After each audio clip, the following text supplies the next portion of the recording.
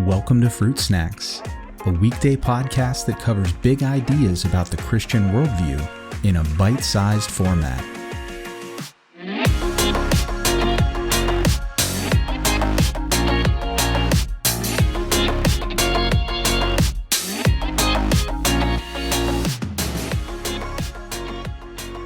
Hey everyone, thanks for joining me here at the end of another week. Today we're going to finish up the discussion about this idea of the exclusivity and the exclusive claims of Christianity somehow being arrogant or intolerant. And we've already talked about how, first of all, this isn't a uniquely Christian problem. Everyone needs to answer the question of how thinking that they're right about the way the world really is and that other people who differ are wrong is arrogant or intolerant. Maybe it's not arrogant or intolerant. Maybe it's just a question of who has the best case. And so we should weigh worldviews on the merits of their proof, their evidence, their reasonableness compared to the other alternatives out there, and then let the best worldview win. It's not arrogant or intolerant to think that in a myriad of different options and choices, one is the best or even the only choice, and the others are just not as good. And the same is true especially when it comes to thinking about the way the reality actually is. The second thing that we pointed out this week is that when Christians say something like this, that I think the way I see the world is correct and that the other ways of seeing the world are incorrect, that's not our claim. We didn't create it or generate it. The claim can be traced all the way back to the words of Jesus himself.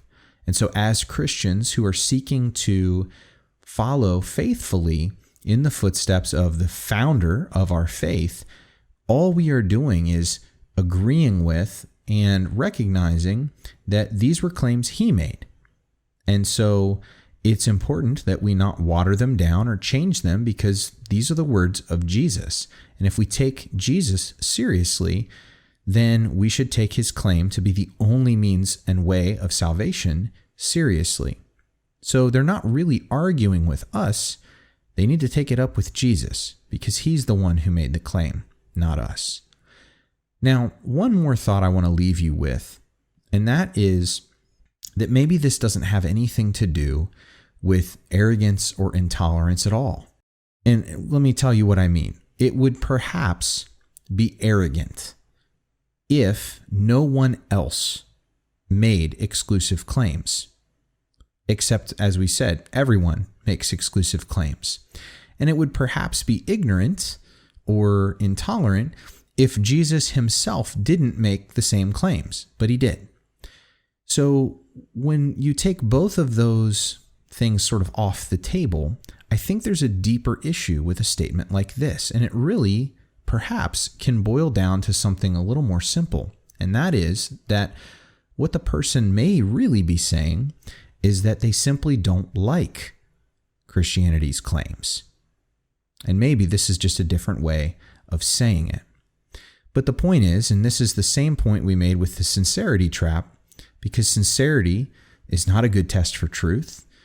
In the same way, liking something or not liking it is irrelevant. It's not a good test for truth. The claims of Christianity are, objectively speaking, either true or they're false. And whether or not I like the claims of Christianity or not really has no bearing whatsoever on whether Christianity is in fact true or not. It's irrelevant.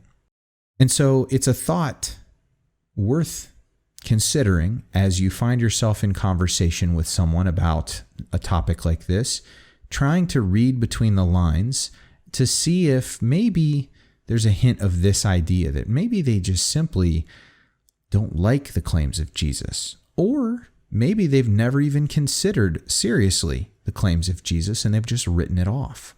Well, in that case, then this becomes a great opportunity to challenge the person who's making the statement to really take seriously the claims of Jesus, to really put them to the test, to say, I believe that my faith is an evidential faith. I believe that the death and burial and resurrection of Jesus are events which happened within history. which means that they can be historically tested and verified. They're not mythology. They're not pie in the sky, wishful thinking. They're not some sort of unfalsifiable claim about the way that the spiritual world works with absolutely no way to verify it. This is something that happened in first century Judea under Roman rule. And we can read primary sources and secondary sources to see whether these things actually happened or not. And so it's a good challenge. And I think it's a worthwhile challenge to point out and to give to this person if you happen to be talking to someone like this. I want to leave you with a quote from G.K. Chesterton, who said something very much like this, but in a much more profound way. And this is basically a way of encapsulating the challenge. He said this: "The problem with Christianity is not that it has been tried and found wanting. It's that it has been found difficult and left untried." And for many people, I think that that may be true.